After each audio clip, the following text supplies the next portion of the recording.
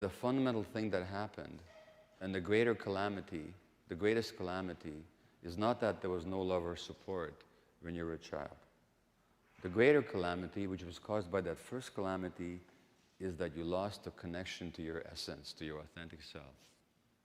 That is much more important than whether your mother or father loved you or not. So that's the good news. The good news is that the problem isn't what happened 25 years ago, or 30 years ago, or 45 years ago. That's the good news, because if the problem was what happened all those years ago, you couldn't fix it. It's over, it's finished. Because you can't go back and change even what happened 5 minutes ago, never mind what happened decades ago. But if the problem is that you lost the connection to yourself, that you can fix. Because you can regain that connection.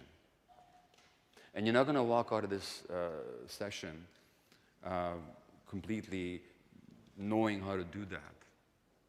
But maybe, if some of my messages got across, you will walk out of the session with a sense of how you lost connection with yourself, with a sense of how it shows up when you're not being authentic, with some compassion for yourself, and with perhaps a somewhat enhanced ability that when you go to work and you have this tendency to take on the pain of others and the trauma of others, to recognize what is it in you that resonates with the same energy, and to realize that's not about you in the present, but it's about you as a child.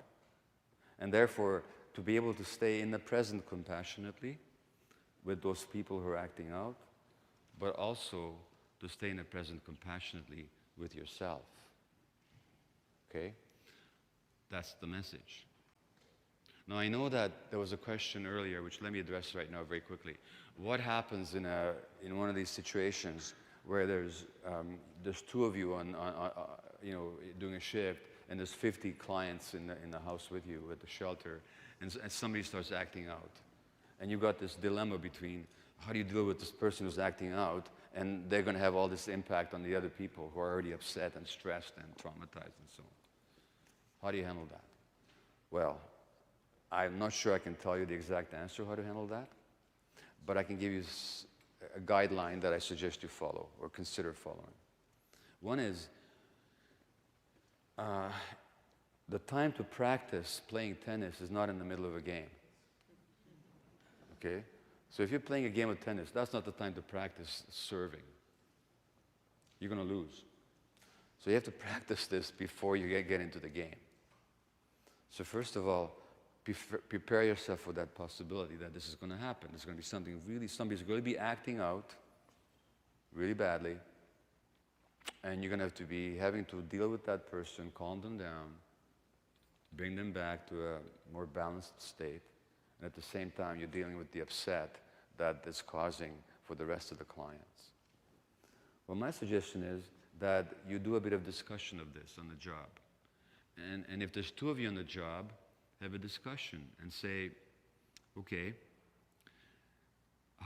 say to your work partner, or how are you feeling today? If somebody acts out today, are you up to handling it?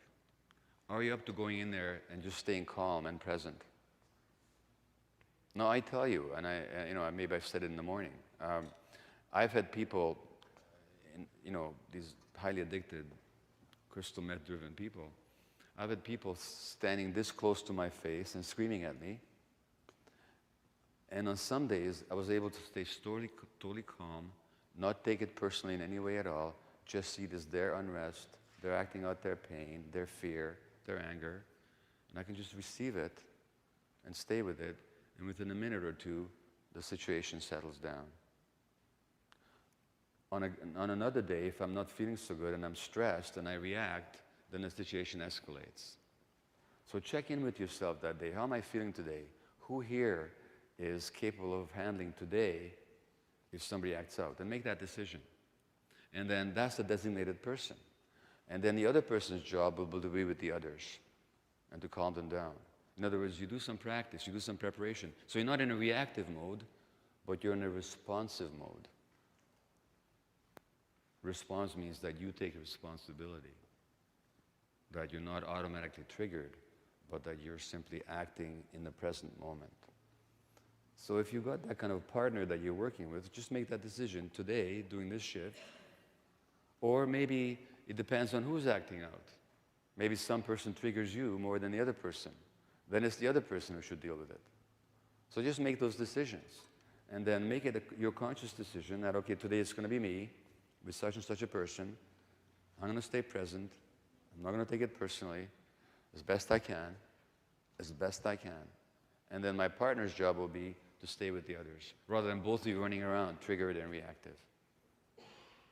So that would be my tentative answer to that particular question. Try it, see if it works.